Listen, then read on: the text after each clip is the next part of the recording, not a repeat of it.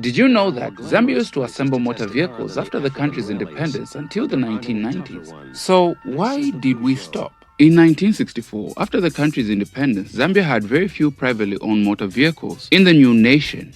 But there was still a growing demand for motor vehicles that far exceeded supply in trying to solve the transport problem in the country. And this saw the establishment of assembly plants in Zambia, like Rover Zambia that assembled Land Rovers, and the Livingstone Motor Assemblers of Southern Province that assembled motor vehicles by Fiat. From the 127, 128, 132, the Uno to the Regatta models by Fiat, the plant also assembled Peugeot vehicles by putting together imported kits.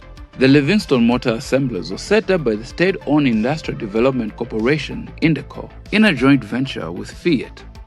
INDECO started as a small business before the country's independence and later became the largest company in the manufacturing sector of the economy, with 36 subsidiaries and employing nearly 30,000 people. The corporation's activities included motor vehicle assembly, glass bottle manufacturing, textiles, and a variety of engineering. INDECO was set up to organize and manage state-owned investments, with a majority of the equity held by the Zambian government. And Dunlop Zambia was one of those projects that were under INDECO to supply tires for the Zambian motorists. With the joint venture of the international tire company Dunlop factory was officially opened by President Kenneth Kaunda on the 26th of April 1969 in the city of Ndola. The factory was built to produce the capacity of about 120,000 tires for both cars and trucks. And Zambia had a thriving manufacturing industry, so what happened?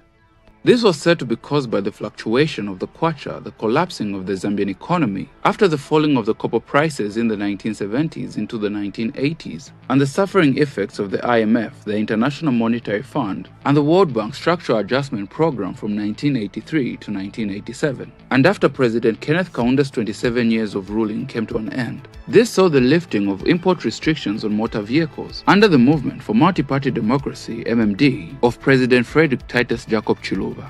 And this saw a decline in the demand of locally assembled motor vehicles to the privatization period of the 1990s, and the Livingstone Motor Assemblers would go on to be liquidated in 1992.